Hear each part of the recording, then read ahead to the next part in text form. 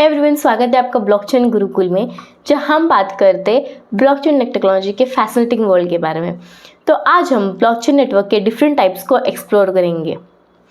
तो basically blockchain network laser और smart contract services को एक्सेस करने के लिए टेक्निकल इंफ्रास्ट्रक्चर प्रोवाइड करती है, जहां स्मार्ट कॉन्ट्रैक्ट्स ट्रांजैक्शन को इनिशिएट करता है, जिन्हें फिर सभी पीयर नोड्स को ट्रांसमिट किया जाता है और उन्हें लेजर पर इम्यूटेबली रिकॉर्ड किया जाता है। ये नेटवर्क शेयर्ड और सिंगल व्यू ऑफ ट्रुथ के साथ ऑर्डर्स, पेमेंट्स, अकाउंट्स और प्रोडक्शन को ट्रैक करने को पॉसिबल बनाता है, जिससे कॉन्फिडेंस और एफिशिएंसी बढ़ती है। ब्लॉकचेन नेटवर्क के 4 मेन टाइप्स हैं: public, private, permission and consortium. सबसे पहले बात करते हैं पब्लिक ब्लॉकचेन की। इसके नाम से समझ आता है कि ये सभी के लिए ओपन है। ये क्रिप्टो इकोनॉमिक्स के माध्यम से सिक्योर्ड है।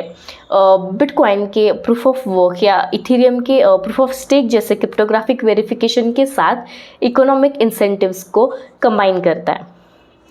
ये ब्लॉकचेन ट्रांसपेरेंसी और डिसेंट्रलाइजेशन ऑफर करता है, लेकिन इसको सिग्निफिकेंट कंप्यूटर पावर की ज़रूरत होती है और लिमिटेड प्राइवेसी ऑफर करता है।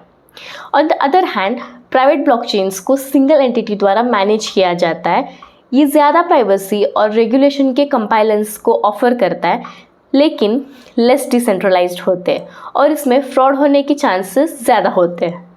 Then consortium blockchains. ये ब्लॉकचेन बैलेंस बनाए रखता है। ये मल्टीपल ऑर्गेनाइजेशंस द्वारा मैनेज होता है और कंपेयर टू प्राइवेट ब्लॉकचेन ये ज़्यादा डिसेंट्रलाइजेशन और सिक्योरिटी प्रोवाइड करता है। हालांकि उन्हें लॉजिस्टिकल इश्यूज और पोटेंशियल एंटी ट्रस्ट कंसर्न्स जैसे चैलेंजेस को फेस करना पड़ता है, और इसके हाई अपफ्रंट कॉस्ट और वेरिंग टेक्नोलॉजिकल कैपेबिलिटीज़ के कारण भी अडॉप्शन में प्रॉब्लम्स आ सकती है। फॉर एग्जांपल, फाइनेंशियल सर्विसेज के लिए R3 के ब्लॉकचेन सॉल्यूशंस और कार्गो स्मार्ट का global shipping business network consortium blockchain के ग्रेट एग्जांपल्स हैं।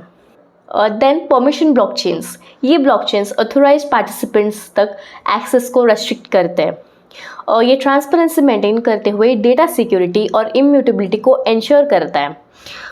हालांकि फ्रॉडुलेंट एक्टिविटीज़ को ट्रैक करने के लिए एनोनिमिटी प्रॉब्लमेटिक हो सकती है और सिस्टम्स लिमिटेशंस इसे एंटरप्राइज सॉल्यूशंस के लिए लेस सूटेबल बनाती है। इसलिए इथेरियम प्रूफ ऑफ वर्क से प्रूफ ऑफ स्टेक में ट्रांजिट हुआ है। एक्चुअली ब्लॉकचेन टेक्नोलॉजी का वेरियस इंडस्ट्रीज़ में बहुत बेनिफिट्स हैं, जैसे supply chain, finance, real estate और गैमलिंग में ब्लॉकचेन कॉस्ट को रिड्यूस करता है और स्मार्ट कॉन्ट्रैक्ट्स के माध्यम से थर्ड पार्टी इंटरमीडिएटरीज की ज़रूरत को समाप्त करता है। बिटकॉइन कैश और लाइट कॉइन जैसे crypto currencies traditional payment providers की तुलना में ब्लॉकचेन की इफ़िशियंसी और ग्लोबल एक्सेसिबिलिटी को डेमोन्स्ट्रेट करते हैं। Then in energy companies smart grid और स्मार्ट मीटर्स के बीच डेटा को सिक्योरली शेयर करने के लिए ब्लॉकचेन यूज़ करते हैं। Then in health care and digital identification में ब्लॉकचेन सिक्योर डेटा मैनेजमेंट और एनोनिमिटी प्रोवाइड करता है।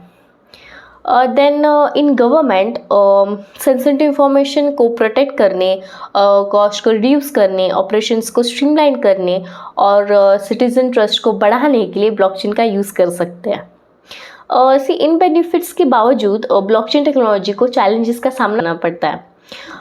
ब्लॉकचेन ट्रिलेमा, प्रूफ ऑफ वर्क से एनवायरमेंटल कंसर्न्स और टेक्नोलॉजी की कॉम्प्लेक्सिटी जैसे इश्यूज़ को एड्रेस करने की ज़रूरत है।